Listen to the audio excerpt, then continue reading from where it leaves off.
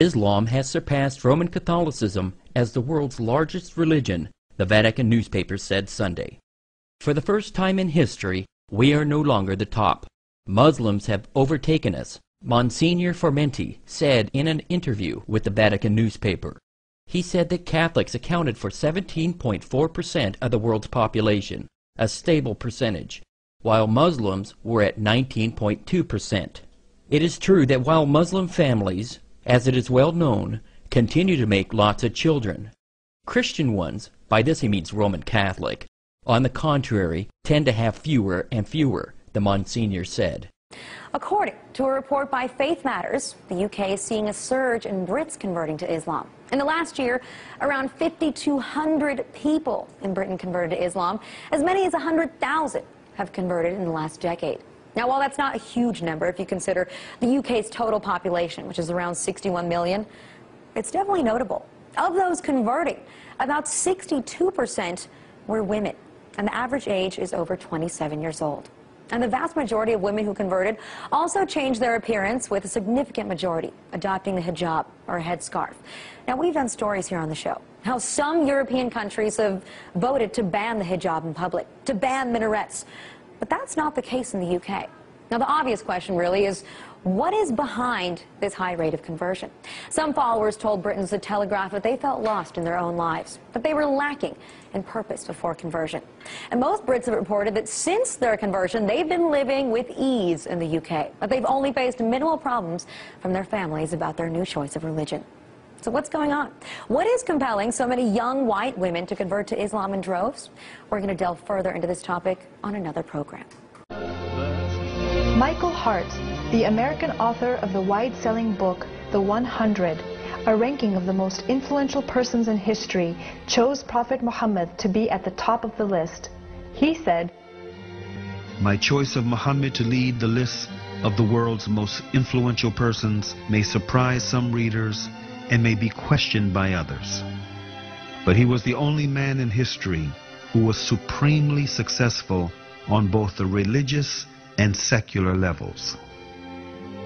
It is this unparalleled combination of secular and religious influence which I feel entitles Muhammad to be considered the most influential single figure in human history."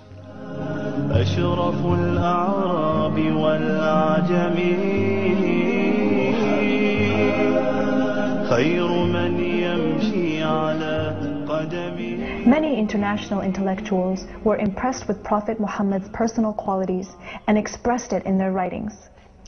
Lamartine, the famous French historian, in his book The History of the Turks, said about Prophet Muhammad, "If greatness of purpose, smallness of means, and outstanding results are the three criteria of human genius, who could dare to compare any great man in modern history with Muhammad?"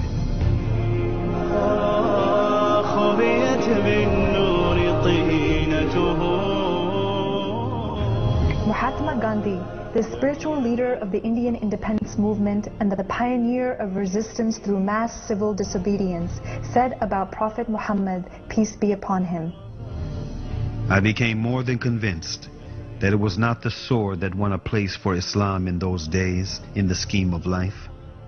It was the rigid simplicity, the utter self-effacement of the Prophet, the scrupulous regard for pledges, his intense devotion to his friends and followers, his intrepidity, his fearlessness, his absolute trust in God and in his own mission."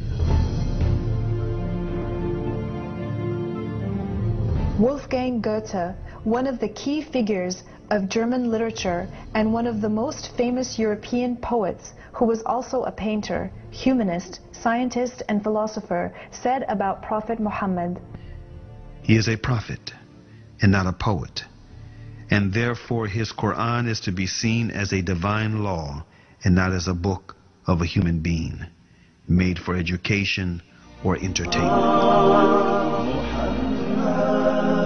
أشرف الأعراب والأعجم خير من يمشي على قدمه باسط المعروف جامعتان صاحب الإحسان والكرم تاج رسل الله قاطبتان صادق الأقوال والكلم خبيت بالنور طينته. It's the world's fastest growing religion, Islam. The Chicago area alone, home to an estimated 400,000 Muslim faithful. Tonight, why some people are making the switch to a religion many Americans have trouble understanding. Mark Saxenmeyer has our special report. This is the story of 3 Chicagoans, all raised as Christians, all who decided to ultimately reject that religion. Internet is down. Nadira Rodriguez Muhammad grew up Catholic, but found herself constantly questioning the long-held beliefs of her family. I always felt that something was missing for me. Ian Bushner is a law student at the University of Chicago. I felt like that there wasn't a God. Whitney Nichols is a new Loyola grad who grew up in suburban Streamwood. I guess what I was really looking for was what felt most natural and most logical to me. When Nadira entered high school in the mid-1990s, she became friends with a group of Muslim girls. They just had this level of contentment and a sisterhood that was... I wanted to be a part of that. Ian drifted towards the Muslim students at his high school as well. I remember defending some of my friends at school from accusations, after 9/11. And then I started reading the Quran. I said, oh, here is a form of God that I've never been presented before. After September 11, the interest actually increased. Dr. Assad Basul is professor at Chicago's Islamic American College. He says the tragedy 6 years ago initially prompted angry questions, but eventually many of the curious found answers to their own spiritual questions through Islam and converted. Sometimes, negative things bring positive things.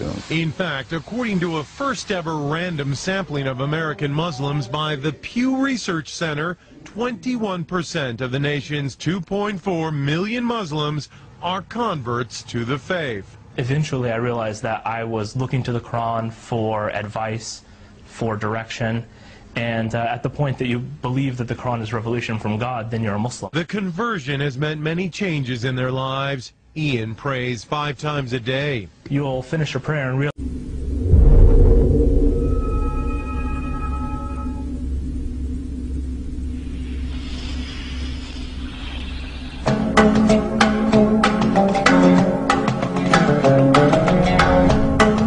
According to research, in order for a culture to maintain itself for more than 25 years, there must be a fertility rate of 2.11 children per family.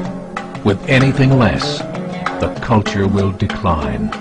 Historically, no culture has ever reversed a 1.9 fertility rate.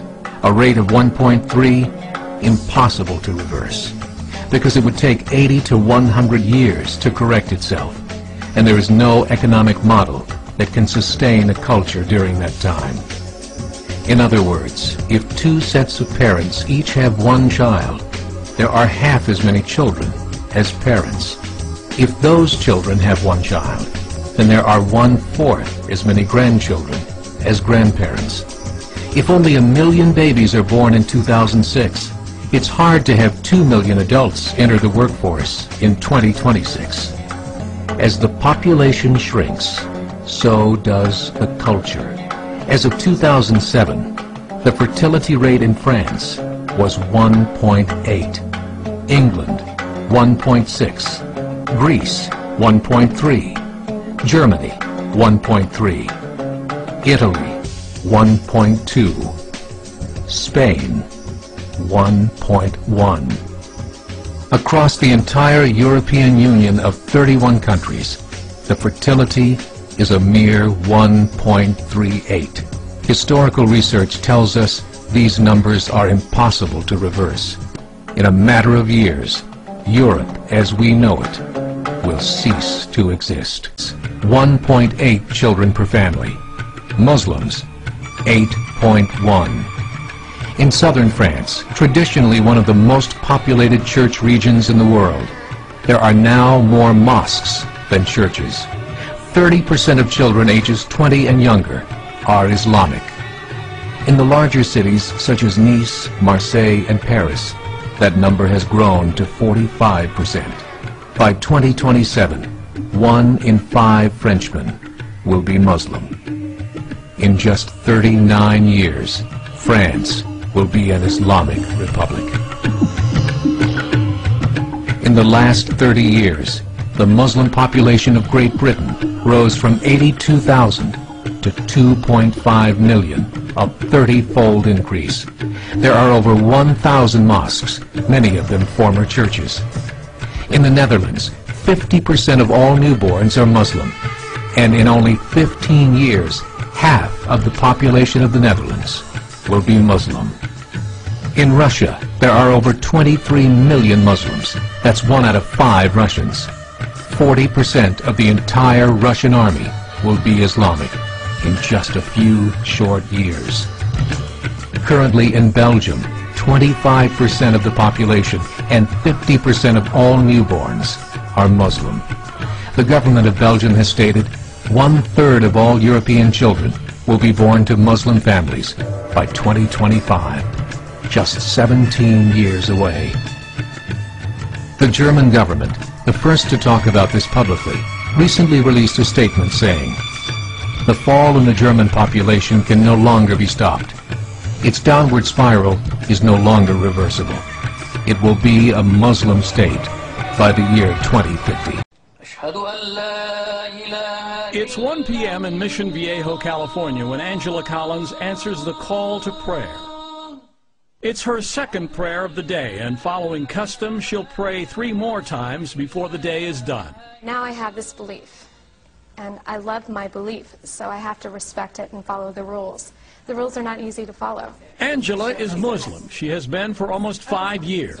Raised Catholic, she learned about Islam after meeting Muslims while traveling overseas. She converted just 2 months after September 11th, a time when the war on terror was almost synonymous with a war on radical Islam. I saw a very dark persona of Muslims in general to Americans, and I realized it was so far removed from my actual experience abroad that people had to know this is not who they are. This is not how they are. There are an estimated 1.3 billion Muslims worldwide, and most are not Arabs. Here in the United States, while the Muslim contingent numbers an estimated 7 to 8 million, it's growing rapidly. 20,000 new converts each year, 4 times as many women as men. In the Quran, it says that women were created independently of Adam, that Eve was an independent creation of God's. And so for a lot of white American women, that really appeals to their sensibilities of equality, and it's very liberating for them. Maybe I'll help you cook something. Julia Roach converted to Islam after being introduced to the religion by her husband, Chris. They weren't married at the time. He is also an American. When I found out he was Muslim, I told him, I believe, right away, I will never become a Muslim. I will never cover my head. I will never be this person. So don't ever ask me to be that person. And he never did. But she did have lively discussions with him about religion. She was raised a Christian and said she converted after she was able to see past the stereotypes and learned about the values of Islam.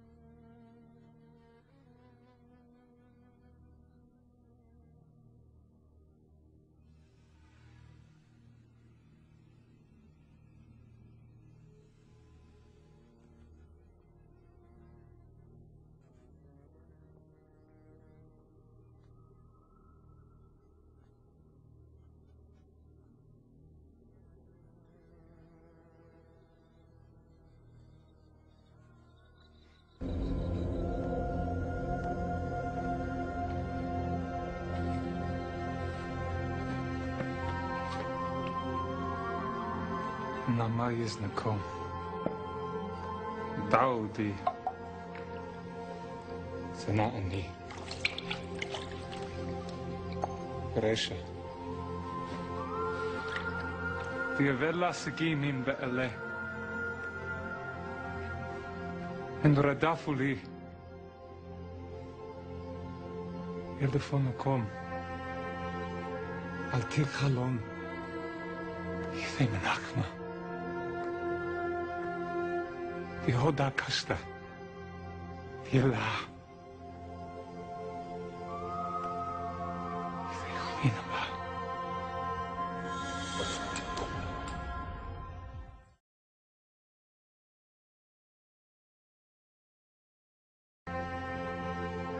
Altik Halom.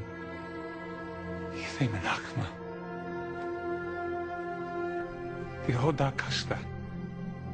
Yelah.